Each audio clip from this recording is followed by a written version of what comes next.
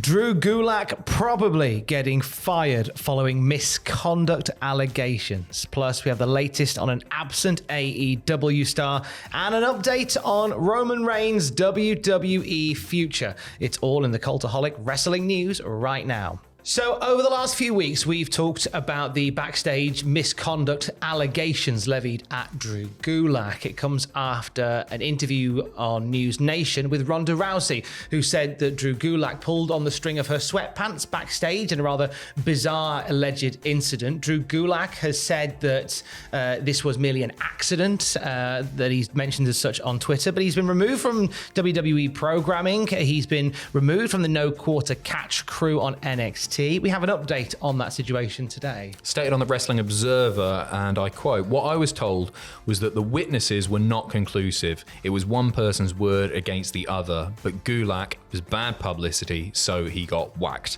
When asked about Drew Gulak's WWE future, the belief is that he probably will be fired. If he hasn't been already, then he probably will be fired. He's, as I say, he already got taken out by the Tony D'Angelo family, which is the way of writing him off TV.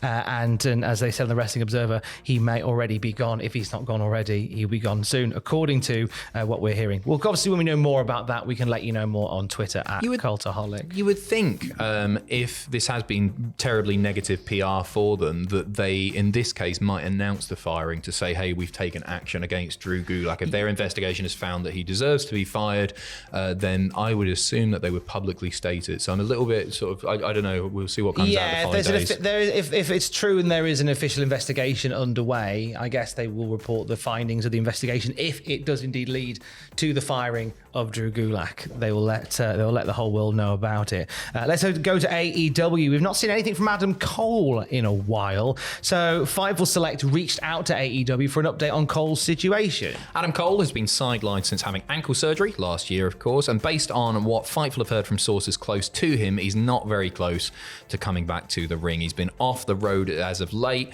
It was slowing the progression he was making towards recovering from the injury. So those that they've spoken to in AEW say that they don't have a specific timetable for his return. Him appearing on AEW TV isn't out of the question, but the frequency was reduced. Essentially, him traveling all over the shop is just exacerbating this injury. It's a pretty serious thing that he's going through, obviously. I really miss seeing him as well. And it was, it was a massively hot storyline. I actually think it's good that MJF is off at the same time. It's quite handy because you can just sort of resume it. It would be a bit weird, perhaps, to just have one of them on TV. But I think we're all looking forward to getting back to that storyline. Because it's one that we can just pick back up again. It's so funny to think that those two were the centerpieces of AEW programming around about this time last year, probably a few months more into it, but they were such a key part of it, and now neither have been on TV for a while and don't seem to be factored into anything in the near future. But like you say, when both are ready to come back, it's something they can just pick up and roll again. And it's a shame for the Undisputed Kingdom, which was the faction that was set to benefit the most from this whole thing, from the end of MJF's title reign. They were set to be the ones that would run roughshod through AEW. And whilst Roderick Strong is on the pay-per-view this weekend, he's defending the title against Kyle O'Reilly. It seems a shame that they've fallen so much compared from where they were at the beginning of that storyline. Oh, I think they're still doing good stuff. They're doing good stuff still. But obviously it's not the same without Adam Cole. It's not ideal, just really, really rough luck, isn't it? It's just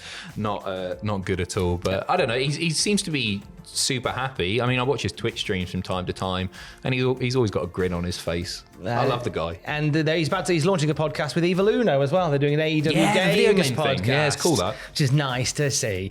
Former AEW guy Sean Spears made his WWE return back in February as part of NXT. Fightful's Corey Brennan say that he's not just back to do the wrestling. No, starting on April 16th, that episode of NXT, Spears began shadowing NXT producer Johnny Moss, who I love, helping to produce both women's matches on that edition of the program. It's unknown if Spears is planning on making a full-time transition into producing. Spears told Fightful's Sean Ross Sapp recently that his responsibilities expand beyond the ring. Obviously, other guys that you've got there, you've got to be working with Matt Bloom. Only Lorcan's there as well, if you forgot about that, and Wesley Blake as well, among other names. I think it's a really good fit for him. You know what? I've slagged off Sean Spears because I find him dull as dishwater. water. I have done. I've enjoyed his stuff in NXT this time around. Yeah. I think he's decent. And he's somebody that's always sort of like so celebrated by his wrestling colleagues as just being like a super safe pair of hands. Chair shot aside. Super safe pair of hands. Somebody that would be a total natural at producing. You can just imagine him doing very, very well. He's like to me, he's a bit of a QT Marshall. Keep him behind the scenes and he'll keep things hunky-dory. But I don't necessarily want to see him on TV all the time. Keep things hunky-dory. Sean Spears, stay away. No, because he has been good. That's what Pacitti said. No, you know what? No, bollocks, I'll double down. He was boring as hell for quite a while, wasn't he? 10 was over. Chairman, he mate. wasn't. AEW, hot, cold. Can't be arsed with it. He's decent in NXT at the moment, but maybe, yeah, producing's... It's a nice place, and we're seeing a few more people who are currently on the roster doing that. Like Pete Dunne is producing the WWE Speed stuff. matches. He's only like 30 years old. He's Imagine a young being boy. entrusted to produce WWE matches. He at is that old age. beyond his years, is Pete Dunne. Yeah, he is. he's How old Sean Spears? 52? 53? Feels like he's been around for that long, doesn't it? He's 109, is Sean Spears. Love you, Sean. We He love doesn't know you, I am. Sean. The big question on the hearts and minds of all of us here at Cultaholic, are we going to get a WrestleMania in good old Blighty? Nah. No chance. Bastard Nick Khan chatting away about the future of WWE's premium live events, saying Royal Rumble, WrestleMania, SummerSlam and Survivor Series will be held in the United States and Canada for the foreseeable future, but other premium live events such as the rubbish ones, Backlash, Elimination Chamber, King of the Ring, may take place internationally. Obviously, we've got Backlash coming up very, very soon. Tickets to European Clash at the pay-per-view. Castle go on sale tomorrow, I do believe, for Scotland. Next Friday, I think it Oh, is. is it next I think Friday? It is. Correct me if I'm wrong, Jack. They're going on sale. Well, they'll get on sale very soon. So they're putting a lot of energy into other markets, and it's been a long time coming for WWE, World Wrestling Entertainment, to look at the rest of the world. And it's a nice way to utilize those B shows because you make them into far more than the sum of their parts by putting them on in different marketplaces. We saw it at Backlash in Puerto Rico. Yeah, it's a right. massive show. Yeah. I mean, amazing. And they'll be the same when they do Clash at the Castle in Scotland and anytime they go outside of America and Canada. I agree. I think like you go to a different country, maybe a country that doesn't get WWE often, like live events or anything, and the crowd makes it feel bigger. Like that's probably it's up there with my favorite backlashes ever, because the crowd was so hot. It was a great show as well, but something that was greatly improved upon by the crowd. So I don't think it's a bad thing, but he has made a liar out of John Cena as far as I'm concerned, who came over and said that UK, you're getting not a backlash. No. What if we You're did getting a Backlash? Yes! Bring back the hooks. That's the only sad thing about the Puerto Rico Backlash being so densely crowded and so full is that you couldn't have fit the hooks in. You're obsessed with I the love hooks. the Backlash No, the hooks are great. The hooks They're are great. brilliant. More of them. Bring Yeah, us back agreed. You know what? If this truly is the Paul Levesque era, if he really wants me to believe that it's the Paul Levesque era, he'll bring back the Backlash hooks. That's how I know there's been a real... You're dramatic. What was that? Good night. Dramatic paper ruffle. I learned it from the best. Now it looks as if WrestleMania 41 might be in for a date change as well. Now we haven't had the location of WrestleMania 41 confirmed yet. It's looking like it's going to be Minneapolis because there was some. It was half brought up in a meeting in Minneapolis at the start of the year, and there's been lots of rumor and innuendo about Minneapolis hosting it, but Nick Khan did not confirm that Minneapolis would be hosting WrestleMania 41 as people thought he would this conference. It's all but confirmed. There were so many signs pointing in their direction. The other place that it might potentially be is Las Vegas. Yeah, they A could do. Mania in Vegas. Fun, isn't it? Caesar's Palace. What's Minneapolis famous for? What do you like? X-Pac. Vegas is easy, poker chips and all that. Sorry, Tony Khan. Poker, all that stuff, cards, and roulette wheel and all that. What's it? What was Minneapolis? Minis. The Vikings? Minneapolis Vikings? Minnesota Vikings? Minnesota Vikings. Is that a thing? Have I got the state wrong? The Minneapolis Pigeons. Go Pigeons! Hey, if it's Vikings, bloody Ivar might get booked properly, won't he? That might help him push for out. Ivar. Yeah. They might be moving the date as well, because the one thing that Nick Khan said he didn't want to happen again was WrestleMania falling around the same weekend as the Final Four, because it meant that there was a lot of crowding in the marketplace. Potentially he'd like WrestleMania to have its own weekend, which is standalone from other events taking place in the sporting calendar, which I completely get as well. Makes sense.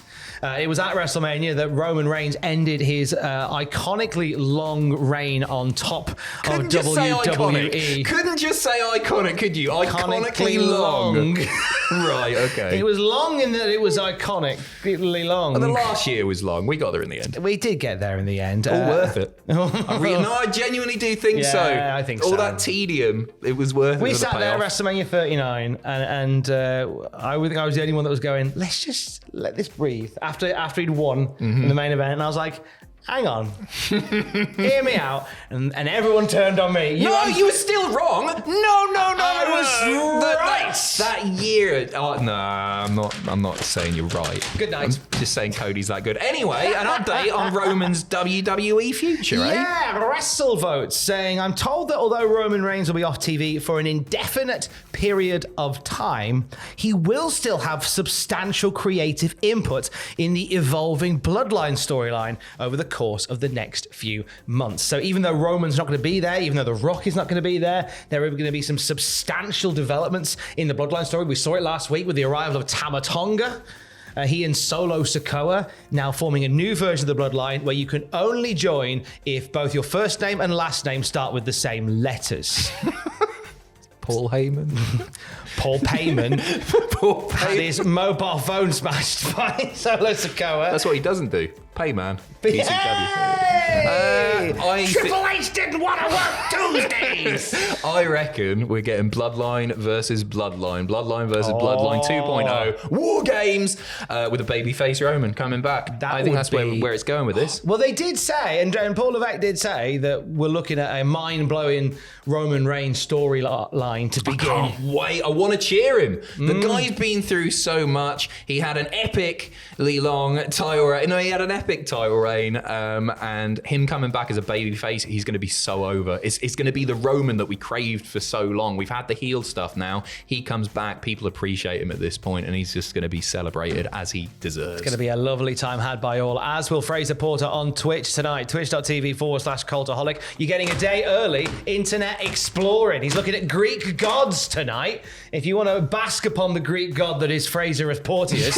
twitch.tv/Cultaholic from 6 p.m. GMT. It should be an epically fun Twitch stream. Nice. And thank you for the latest for the latest wrestling news throughout the day. You can follow us on Twitter @Cultaholic. Stay safe. Love you. Bye.